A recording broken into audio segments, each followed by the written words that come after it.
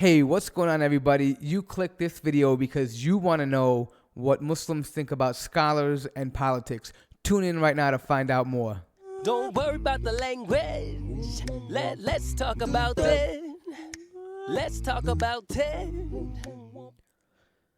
Assalamu alaikum wa rahmatullahi wa barakatuhu. Welcome back to another episode of Muzzy Buzz.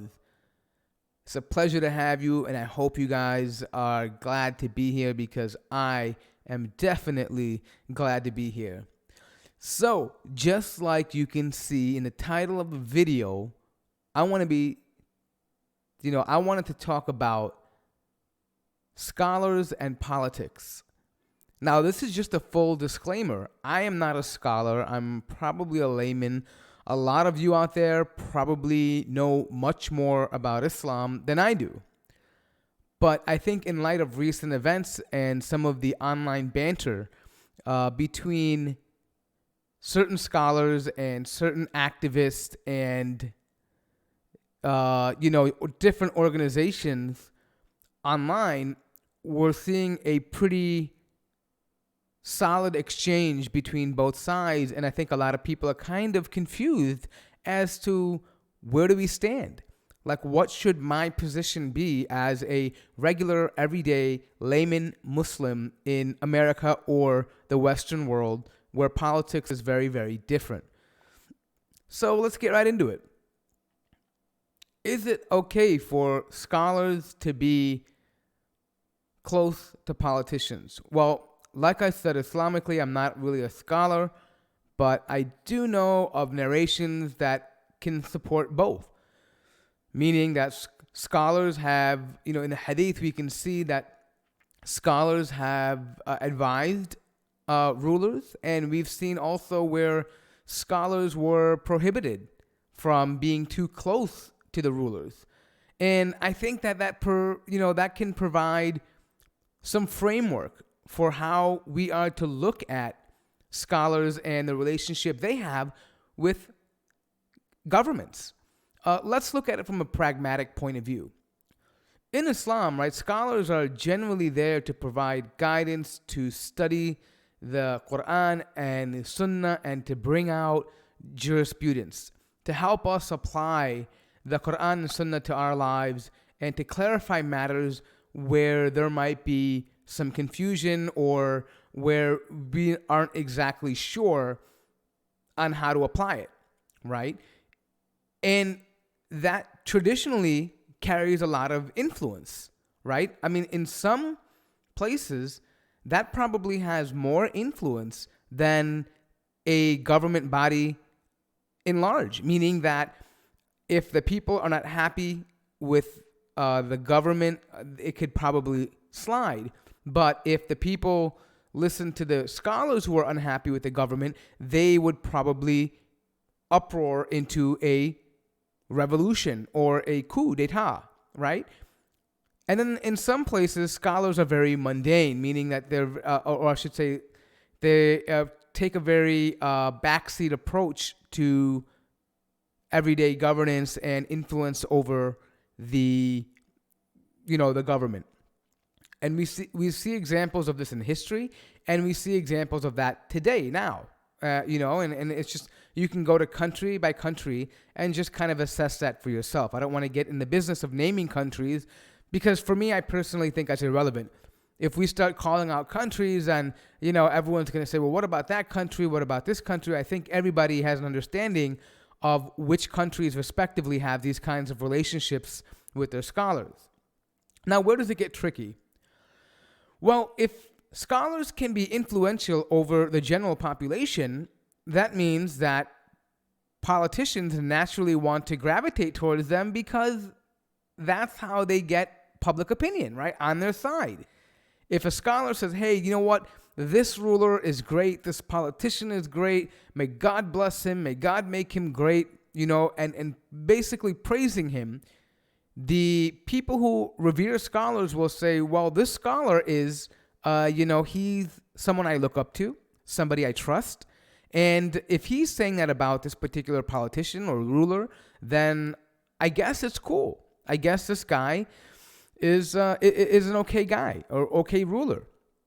And that's where it can be dangerous, because scholars are human beings just like you and I. They're not supermen. They're not infallible. Of course, Allah subhanahu wa ta'ala has given them the fruits of knowledge and has blessed them with knowledge, but that doesn't mean they're infallible. And with that knowledge comes a very heavy burden, meaning that people look up to you and they come to you for guidance and advice. And so whatever guidance and advice they give them, they will be held accountable for that. And that also means politically, not only religiously, right? Because they have been put into a position of authority. Now, we don't believe it's like divine authority and things like that. Aside from the prophets and messengers, but meaning general scholars, we don't believe in a papacy. We don't say, oh, these are, the divinely appointed individuals. No, we believe that scholars inherit prophetic knowledge, meaning that they carry on this legacy, but they are human beings and they can fall into error. And one of those areas is when you get too close for your own personal gains, and that can happen. Now, that kind of brings me to another segment of this.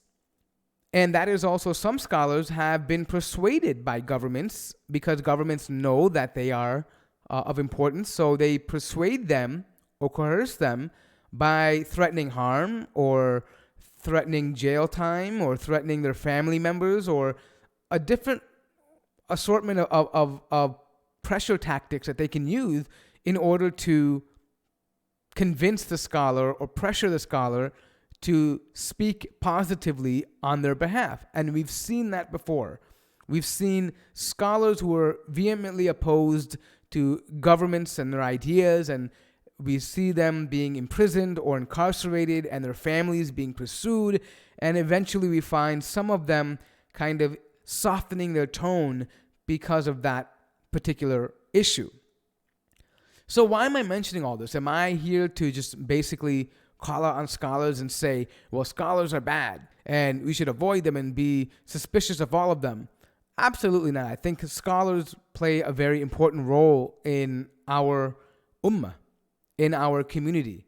They provide guidance, they provide wisdom, they can advise rulers and community leaders and activists on the moral and Islamic framework of how they should be behaving and operating. But my main point is that they are humans like you and I. And if you and I can be influenced by many things, they too can be influenced by many things, and they are equally corruptible. That is what I'm trying to effectively communicate. So now that we've talked about scholars, the other thing is, there's the other side of the coin, which is essentially the activists. What roles do activists play in Islam? Again, I'm not a scholar, but from the Quran and Sunnah, we can find examples of cases on both sides. Some people will say, no, you shouldn't be out in the street. You should maintain civility and order and be patient. And then you'll find others that say, no, if you see something wrong, you must stand up for it and correct it, correct the injustices, and take a stand against these kinds of injustices. Now, I'm not here to tell you what to do, because I'm not a scholar. However, what I'm pointing out is that you can find examples of both throughout the Quran and the Sunnah. But the question now becomes, what role do activists play today? In the modern landscape, what role do they play in relationship to scholars? Well, the reason why I bring this up is because you have activists that are being endorsed by scholars that may not be actually petitioning for things which are entirely halal. And then you have activists that are being completely disregarded by scholars and basically shamed. And then you have the general population that is looking at them, and they're not sure whether the activist is actually petitioning for, I mean, they're just basically siding with what they feel is correct, right? What is the moral obligation that, hey, I see something wrong, I should say something, or I basically side with right and justice over wrong and injustice, right? And that's fine. And so they sometimes follow these activists and they try to keep up with the news and politically or even socially, and they try to make sure that they are up to date. And so they follow these activists. And so the problem comes is, what happens when an activist decides to, in the pursuit of justice, decides to call out certain scholars for decisions and choices they have made that the activist feels is unjust or unjust. And that seems to be the source of the issue now, or the core at the issue. Should scholars be under that microscope and that spotlight? And should the activists shining that light, should they be as critical and harsh toward the scholars? Should they afford them benefit of doubt? Should they reserve their judgment? Things like that. These are questions that come up. And now, these are valid questions. I can't tell you what to think. I'm only going to share with you what I think should happen here. The thing is, activists play an important role in a sense that they can highlight issues going on that are generally swept under the rug, right? And that's important because a lot of times we get comfortable in our situation and we tend to overlook some of the areas that are problematic. And we tend to turn a blind eye intentionally or unintentionally. And activists play an important role in bringing those things to the front and highlighting them. And so I don't think we should be coming down on activists for calling out certain things. And unfortunately, sometimes what they're advocating for, sometimes the scholars come in the crosshairs, whether it be, child abuse, or whether it be, abuse of women, or whether it be, income gaps, or whatever it may be, right? Sometimes scholars get caught in the crossfire because either they are directly involved with something related to that, or they are indirectly involved. So now, how do we approach the scholar when they do find themselves in this crosshair? Well, my opinion is very simple. That scholars are human beings, like I said earlier on in the video. They are human beings. They're going to make mistakes. We appreciate scholars for the benefit they provide in terms of the knowledge they possess and their ability to articulate and to relate that to us. So what does that mean? What am I saying? I'm saying that take the knowledge from the scholars. The knowledge itself is coming from the Quran and Sunnah and from generational institutions that have provided this knowledge. There's benefit in that. But separate that from the individual scholar, meaning the individual of the scholar, meaning that separate his identity from knowledge, right? Because knowledge is not owned by any one individual. Knowledge is carried by an individual. Knowledge is transferred by an individual. Knowledge is processed by an individual, but it's not owned by an individual. No individual owns any kind of knowledge. There's no copyright on knowledge, right? And so what I'm saying is that do not automatically just discredit everything the scholar is saying simply because he gets caught in a crossfire. You would do yourself a severe injustice to just completely disregard entirely everything the scholar has done in the past or will do in the future or present based on misjudgment they may have had. And I know it's very difficult to do that because people think automatically, oh, hypocrisy, they're claiming to be holy, they're doing this. Yes, I mean, I don't really think scholars intend to make mistakes. It's not like I'm sure there are cases, but in general, most scholars are doing what they feel are correct. They have an understanding of what they've learned and they're trying to apply that to the best of their ability. And they can be wrong, right? They can be misguided. They can be severely misguided. But that doesn't mean we should just disrespect them and toss them aside. And the reason why I'm mentioning that is not because I want to give them a free pass. I believe that we should hold them 100% accountable for what they do. Absolutely, we should. I mean, we would hold anybody accountable for what they do, and scholars are no different. But the reason why I'm mentioning this is because if we embrace this culture of saying, you know what, screw the scholars, we don't need them, they mean nothing to us, we're going to find ourselves in a position where it's basically a free-for-all. Anybody that has an opinion, anybody that wants to contribute or change or alter or fix, quote, fix something in Islam, will have the open doorway to do so, right? Scholars generally have preserved a 1,000-year history of Islamic knowledge and sciences, and that is something important. And I think we should cherish that, and we don't want to lose that. Islam is not a religion of anarchy, right? Where everyone just comes in and brings down the system and we just, restart everything all over again. No, we pride ourselves in being rooted in our religion and in being close to the jama'ah, being part of the congregation. We don't like to separate from each other. Islam doesn't focus on individualism. It focuses on collectivism, right? We do things together as an ummah.